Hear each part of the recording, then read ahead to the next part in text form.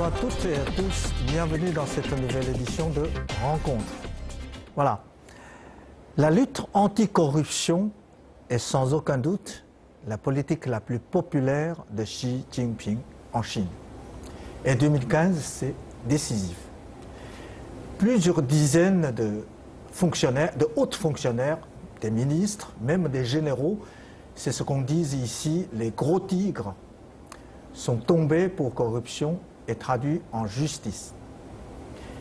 Et cette lutte anticorruption s'étend même au-delà des frontières durant 2015. Les autorités de justice de la Chine ont lancé une centaine de mandats d'arrêt international pour essayer de rattraper les fugitifs susceptibles de commettre des crimes économiques qui se sont enfuis à l'étranger. Donc la chasse à l'homme en Chine et internationale continue. Alors quels sont les impacts de ce mouvement de main propre? C'est ce que je vais demander à mes deux invités. D'abord, mon premier invité, Ding Yifan. Vous êtes économiste et politologue. Vous connaissez la Chine et la France. Vous avez fait des études en France. Et surtout, vous avez travaillé là-bas aussi. Donc, vous pouvez comparer les deux. Vous êtes aussi l'auteur de plusieurs ouvrages. Le dernier sur la démocratie sera sorti dans quelques jours. Bonjour. Bonjour. Et bienvenue. Et Caroline Puel, vous êtes journaliste de longue date. Vous êtes correspondant du Point à Pékin. Et surtout, vous êtes l'auteur de 30 glorieuses de la Chine. C'est un best-seller sur notre pays en France. Et surtout aussi, vous êtes un fin observatrice de notre vie politique, économique, y compris sur la corruption. Et bonjour, et bienvenue. Merci beaucoup.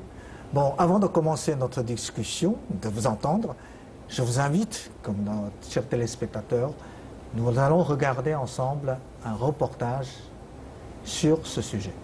3 ans après son lancement lors du 18e congrès du PCC, la campagne anticorruption en Chine s'est encore intensifiée en 2015.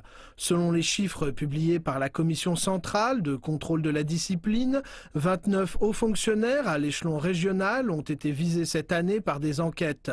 Un cadre du parti dans chacune des 31 provinces chinoises a fait l'objet d'une enquête. La Chine a également lancé une grande opération de rapatriement de ses fugitifs à l'étranger, baptisée Skynet.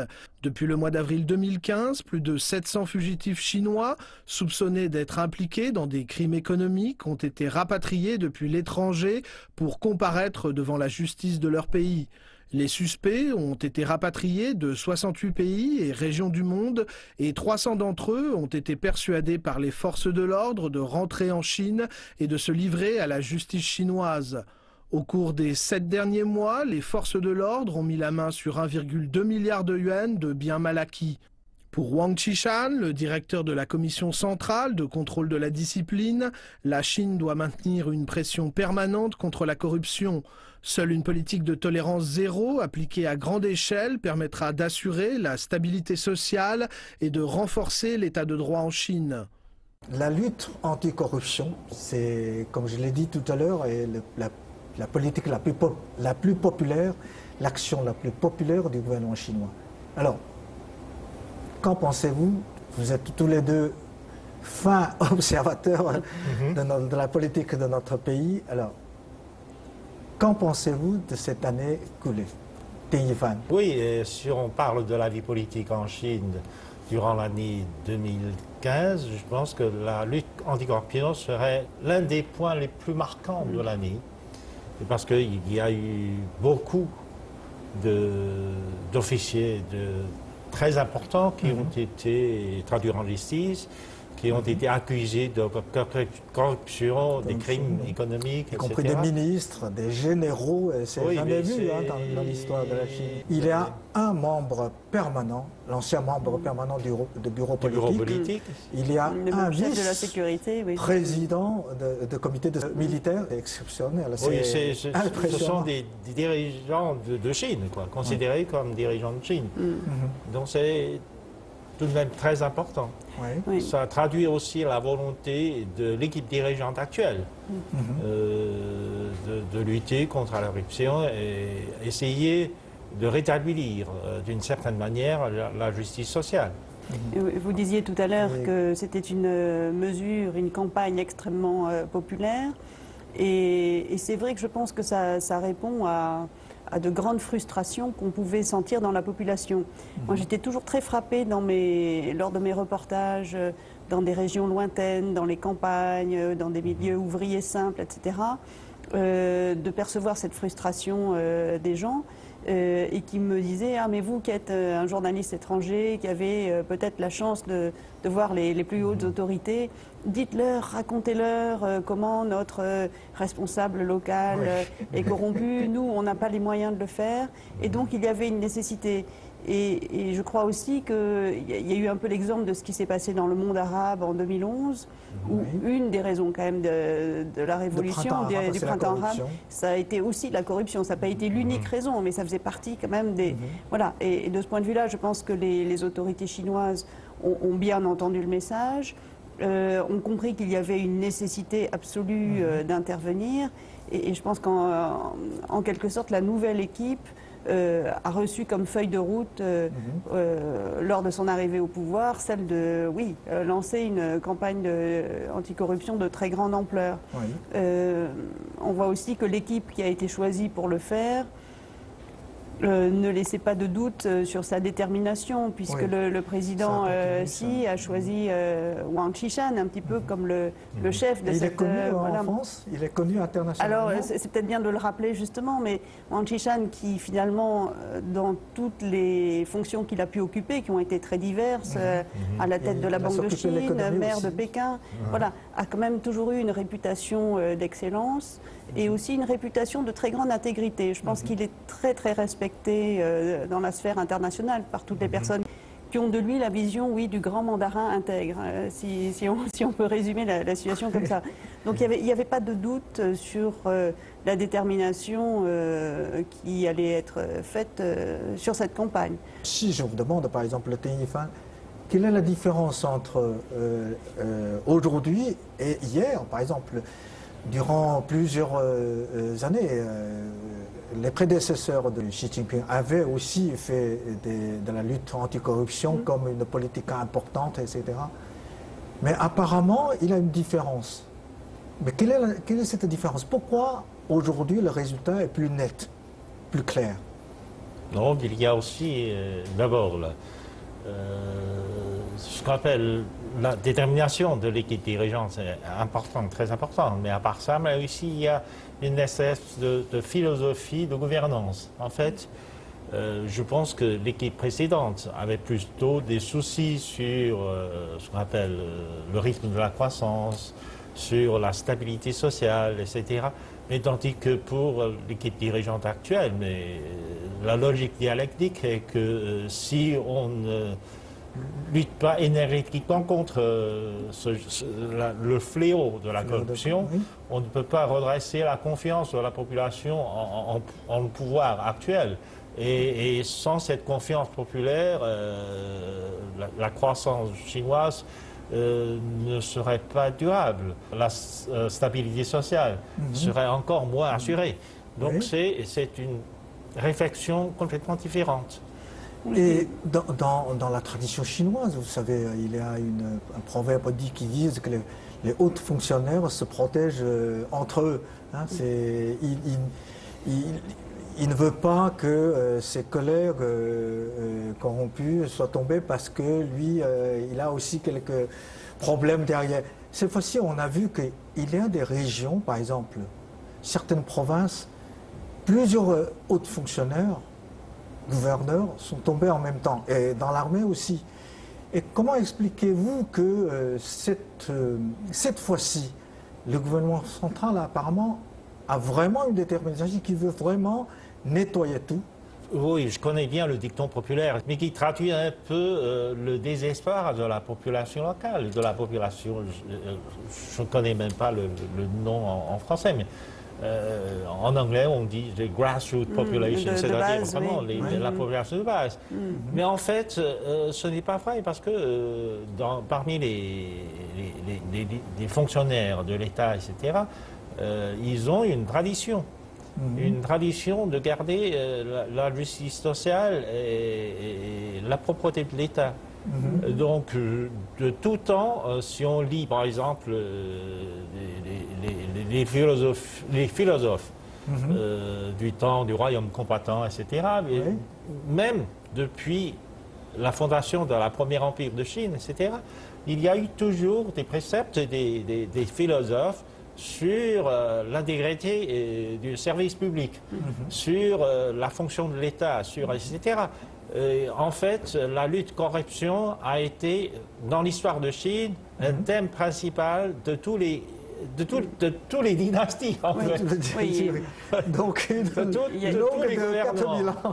a eu des campagnes finalement sous toutes les périodes, plus ou moins fortes, et il y a même eu des dynasties qui sont tombées en raison d'une trop forte corruption. Donc cette histoire-là est quand même bien ancrée dans le psyché chinois, non seulement du peuple, mais aussi des dirigeants. Apparemment, l'image de la Chine dans le monde, la corruption est aussi une tache noire assez profonde. Est-ce que cette lutte, cette campagne de la lutte anticorruption peut changer l'image de la Chine, par exemple en France? Tout dépend de la manière dont elle va être menée, cette campagne. Parce que, évidemment, tout le monde applaudit à l'idée que le ménage soit fait et qu'une lutte anticorruption soit menée, sérieuse, organisée. Vous le voyez par exemple dans les réactions des communautés étrangères. Pourquoi est-ce que les communautés étrangères, notamment la communauté française, est si importante à Hong Kong ou à Singapour? Parce que, entre autres, ces pays ont la réputation d'être extrêmement propres. Le climat des affaires est tout à fait transparent et c'est facile de monter, de signer un contrat, de mener un business, etc., sans avoir à faire des cadeaux, des repas, des choses très compliquées, que quand même les hommes d'affaires étrangers qui ne sont pas habitués à ça chez eux ont du mal souvent à accepter, savoir comment faire. Il y a même des manuels d'explication, etc. Bon, c'est compliqué. Donc je pense que c'était une absolue nécessité de le faire. Maintenant, dans la manière dont ça va être fait, il y a quand même des choses qui doivent être extrêmement cadrées. Il faut que ce soit fait dans la transparence absolue, à la fois juridique, judiciaire et médiatique. Ça, je pense que ce sont trois choses essentielles. C'est-à-dire il faut que les règles soient très clairement établies. Il faut que on sache pourquoi les gens sont arrêtés. Il faut que les procès soient ouverts, qu'il y ait une défense pour les personnes corrompues. Il faut que les journaux ou les télévisions puissent parler de ce qui se passe. Et dans ce cas-là, effectivement, l'image de la Chine va en sortir très grandie. Et on va voir que l'on passe à une autre période. Si au contraire, les choses paraissent encore un petit peu obscures, on a l'impression d'être dans l'irrationnel. Il y a apparemment, tous les procès sont retransmis même en direct par la télévision, y compris plusieurs dirigeants très haut placés, comme Zhou Yongkang, comme plusieurs personnes. Voilà. Et je ne doute pas que les autorités aient cette capacité. Il faut que le travail de la police soit parfaitement encadré aussi. C'est très important. Il est nécessaire, mais il doit être encadré. C'est une période extrêmement sensible, je pense, pour la suite de l'histoire de la Chine. C'est en fait, il s'agit, ce que dit Caroline, c'est justement la construction un état de droit, en fait.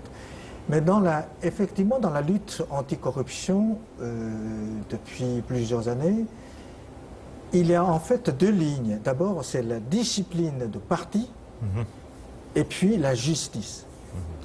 Et pour les cadres de parti, apparemment, d'abord, il y a la discipline de parti qui devait sanctionner les membres de parti, mais aussi, et après, traduire les personnes en justice.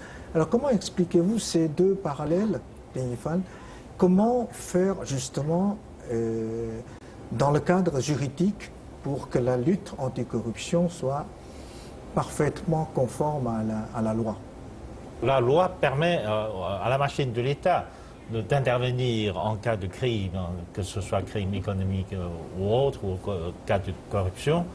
Mais le comité de discipline du parti est une institution intérieure du parti qui sanctionne et contrôle d'abord les membres le comportement des dirigeants à tous les échelons. Donc, à tous les échelons, donc, que ce soit au niveau provincial, district ou national, il y a un comité de discipline du parti. Et comme le Parti communiste est le parti gouvernant, il faut que les membres du parti obéissent d'abord aux disciplines du parti. Et dans les disciplines du parti, il y a des critères concernant la corruption, concernant l'abus de pouvoir, concernant tout cela. Et ça, c'est aussi dans la tradition chinoise, c'était comme ça aussi pour tous les fonctionnaires, il y a des règles très strictes à respecter. Oui, donc quand il y a un cas de corruption, si le cas a été reflété d'abord par les comités de discipline du parti, donc c'est le comité de discipline qui intervient d'abord pour surveiller, superviser, pour essayer de fouiller dans les détails des archives pour savoir si un dirigeant ou un haut fonctionnaire n'a pas respecté les règles du parti. Et s'il a commis des crimes, on le traduit en justice. C'est ça, si les crimes ont été justifiés et reconnus, donc le cas se transfère à ce moment-là à la Cour de justice, c'est l'appareil de l'État qui prend le contrôle. En fait, Caroline, j'ai une autre question, c'est que lorsque vous rencontrez des gens, des populations qui se plaignent de la corruption, etc., des Chinois, je dis, en fait, ce sont des petites corruptions, c'est des mouches, on dit en Chine. En France, par exemple, moi j'ai vécu longtemps en France, c'est vrai, on n'a pas besoin, si je dois renouveler mes papiers, si je dois envoyer mon enfant à une école ou quoi que ce soit, je n'ai pas besoin de graisser les pattes, comme on dit. Hein, mais comment la France a fait que la société, en général, très propre, mais de l'autre côté, durant ma carrière journalistique, j'ai vu aussi qu'il y a des grosses corruptions qui n'ont pas abouti alors, par exemple, la vente des armes à Taïwan, les 6 frégates et puis Mirage 2000, il y a des pots de vin à l'ordre de 500 millions de dollars qui sont disparus dans la nature. Et jamais personne... Il y a eu des procès retentissants quand même sur l'affaire des frégates. Oui, ce sont l'affaire Elf, Dumas. C'est pas ceux qui ont touché de l'argent. C'est-à-dire ni un politique, ni un autre fonctionnaire. Il y a eu quand même les poursuites. Et pour reprendre les différents points, bon, pourquoi est-ce qu'on est épargné effectivement, je dirais, de cette petite corruption du quotidien? Ça, je pense que c'est vraiment la caractéristique du système social français. C'est-à-dire qu'une grande partie des choses sont gratuites. L'école est gratuite, les hôpitaux sont gratuits, le système de santé dans son ensemble est gratuit. Et on doit remercier de ce point de vue-là nos parents et grands-parents qui ont bâti ce système. C'est vrai que même s'il est très décrié aujourd'hui parce qu'il y a des dérives, il faut le financer, etc., malgré tout, c'est quand même un système remarquable, extrêmement confortable et rassurant. C'est-à-dire que vous pouvez ne rien avoir dans votre porte-monnaie et vous sentir malade et aller dans n'importe quel hôpital et vous faire soigner décemment sans qu'on vous demande quoi que ce soit. Alors effectivement, la contrepartie, c'est qu'on paye en France des impôts extrêmement élevés. Il y a eu quand même des grands scandales pendant les dernières années et c'est intéressant de voir que malheureusement, vous avez une augmentation du nombre de grands cas politiques. On les estimait à une vingtaine de cas dans les années 80, une quarantaine dans les années 90, une trentaine dans les années 2000, et il y en a déjà eu une vingtaine depuis 2010. Donc ça ne va pas forcément en s'améliorant. Mais alors, est-ce que c'est parce qu'on en parle maintenant et que justement les choses sont plus transparentes, parce que les médias s'en emparent? Vous avez notamment en France un journal tout à fait spécialisé qui s'appelle le Canard enchaîné, que vous connaissez certainement tous les deux, qui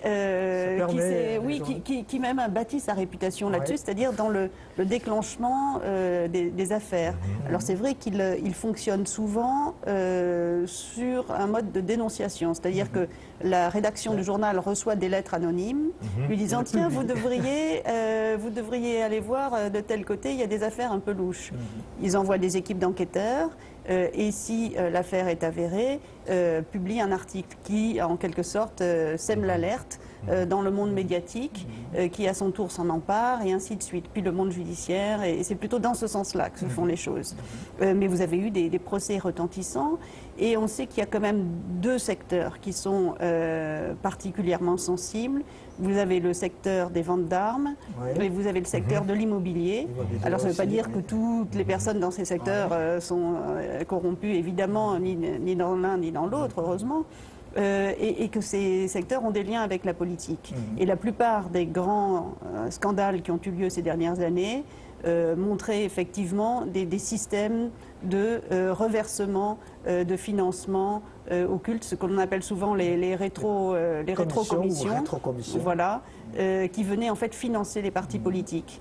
Et là, je pense qu'il y a aussi un dilemme dans le système français, qui est le système de financement des partis, qui reste extrêmement limité à 5%. En comparaison avec les États-Unis. Oui, par exemple. Et donc, probablement, il faudrait revoir ça qui est en fait un petit peu le nœud du problème, de manière à autoriser les partis à recevoir plus de financement, mais que la source du financement soit transparente.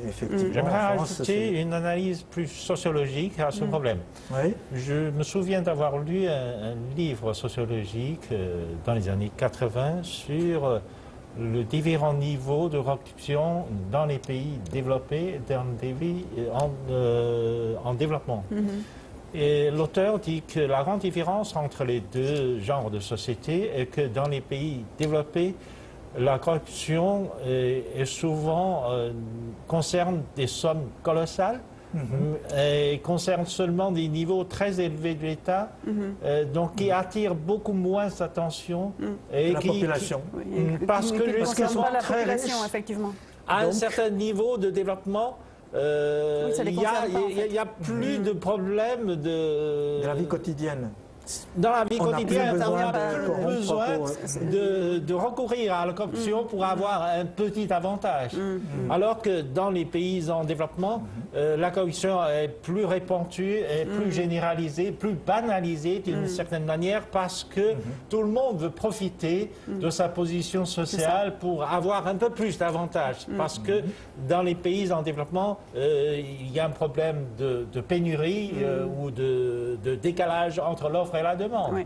Et c'est pour ça que le phénomène de corruption est senti plus remarquablement par la population généralement que dans les pays développés. Oui. Est-ce que cela veut dire que quand la Chine devient un pays développé, bon, disons par exemple dans 10 ans, si l'économie chinoise continue, si une classe moyenne se forme, si un jour la Chine devient un pays riche, est-ce que la corruption va disparaître naturellement? Non, je ne dis pas. Parce que même dans cet ouvrage sociologique, il ne dit pas que la corruption est disparue dans les pays développés. Mais la corruption existe. Il va se déplacer de la population vers le dirigeant. Voilà. C'est souvent le cas. Mais en tout cas, on peut quand même espérer que, je dirais, la corruption du quotidien disparaisse. On l'a vu dans plusieurs pays de la région. Alors c'est vrai que c'est souvent lié avec le niveau de développement. Et là, par exemple, je reviens de Singapour, où j'ai passé quelques jours. Singapour, c'est un pays aujourd'hui comme très développé. Mais une des raisons pour lesquelles les fonctionnaires singapouriens sont réputés très propres, c'est aussi parce qu'ils sont extrêmement bien payés. Leur niveau de salaire est très élevé. À partir du moment où vous recevez un salaire plus que correcte, Oui. évidemment, vous êtes en quelque sorte protégé, puisque vous n'allez pas être tenté, ou beaucoup moins tenté, de vous enrichir encore, puisque vous avez ce qui est suffisant. Voilà. Et donc ça, je pense que ça fait aussi partie des éléments de réflexion. Et puis l'autre chose quand même qui est fondamentale, c'est l'éducation. Je pense que si dès le départ, dès la maternelle, dans tout le système scolaire, avec les professeurs, avec le relais des familles, inculquent quand même l'idée de lutte anticorruption chez les enfants, que les médias le reprennent. C'est quand même des idées qui circulent assez vite. Mais pour ça, effectivement, les professeurs doivent être les premiers à donner l'exemple, les familles aussi. Et puis ça doit être relié, oui, ça doit être dans l'air du temps médiatique. On devait avoir un critère qui pour dire que voilà, la Chine maintenant devenu un pays propre.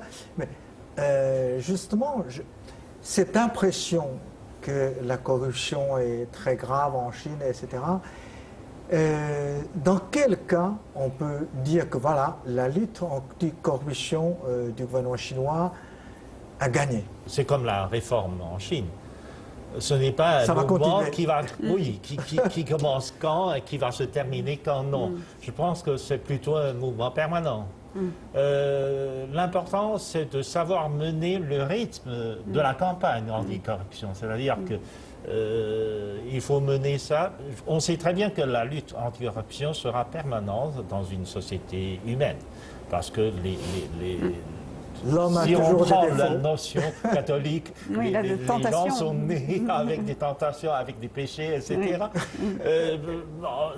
En tout cas, les hommes ne sont pas Dieu. Ils ne sont pas parfaits. Donc, ils sont toujours tentés par des avantages matériels, etc., etc. Donc, il faut toujours garder le contrôle sur la corruption. Il faut garder toujours, il faut toujours essayer de mener périodiquement la lutte anticorruption.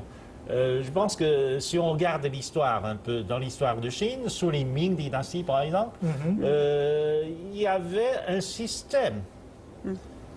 C'est de mener une grande investigation, une grande enquête sur le comportement des officiers tous les 3 ans dans les provinces et tous les 5 ans au gouvernement central. Matteo Ricci, qui était missionnaire catholique en Chine, de l'Italie, etc., écrivait régulièrement des lettres à la cour, à Rome. Et dans une de ces lettres, il a raconté ce mouvement anticorruption sous les Ming. Il dit que tous les 3 ans, la cour impériale va envoyer des experts comptables partout en Chine pour faire des enquêtes sur le comportement des officiers. Et l'année où il a écrit la lettre, il dit que la cour a perquisitionné plus de 4000 mandarins partout en Chine. Et il a cité des raisons d'accusation, etc.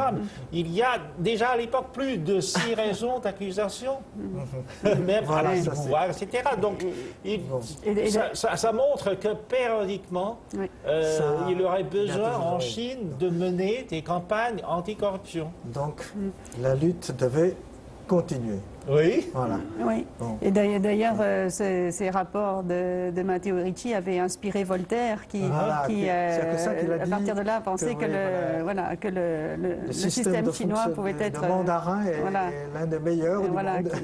qui fonctionne. Mais je pense qu'il y a aussi quelque chose qui peut être développé, mais qui est lié avec l'idée de l'éducation. C'est finalement d'inculquer dans les esprits que le fait de refuser la corruption fait naître, ne fait peut-être pas naître la richesse, mais fait naître un sentiment qui est celui de la fierté. D'avoir pu dire non, et qui est aussi le sentiment d'une grande liberté. Et ça, c'est essentiel. Il y a un proverbe chinois qui dit que, oui, justement, oui, comment on a traduit en français alors c'est-à-dire, c'est ce que dans le sens que tu as dit, c'est-à-dire ne pas être refuser la tentation. On peut devenir fort. Tout à fait. Bon, espérons-le. Je crois qu'on avance et surtout dans la bonne direction. Merci pour vos analyses qui sont très optimistes, mais c'est très, je crois sincèrement que vous avez raison. Voilà, merci tous les deux. Merci. Merci. Et merci à nos chers téléspectateurs. Merci pour votre fidélité et à la prochaine.